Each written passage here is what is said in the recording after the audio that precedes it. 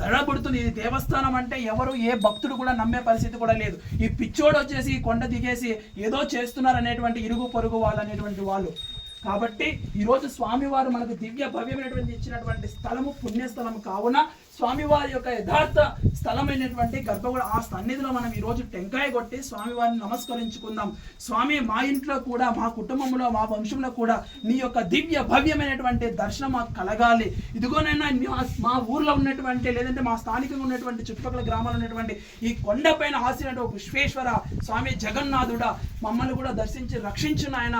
మేము ఈ దేవస్థానాన్ని మళ్ళీ మేము పూర్వవైభవం తీసుకొని వస్తాం. ఆ రోజు రాజులు, తపస్సులు, మునులందరూ కూడా, యతీషులందరూ కూడా ఇక్కడ తపస్సు చేసుకొని మోక్షధామం అయినటువంటి వారు కనుక ఈరోజు మనం ఆ స్థలంలో నిలబడుకున్నామంటే అంత ఆశామాసి ఈజీ కాదు. ఈరోజు మనం ఒక కొండపైన గుడి కట్టడం అది మన అసాధ్యం. తలకాయ కింద పెట్టినా కూడా మనకు అసాధ్యము. సాధ్యమయ్యే పనేటువంటిది కానే కాదు.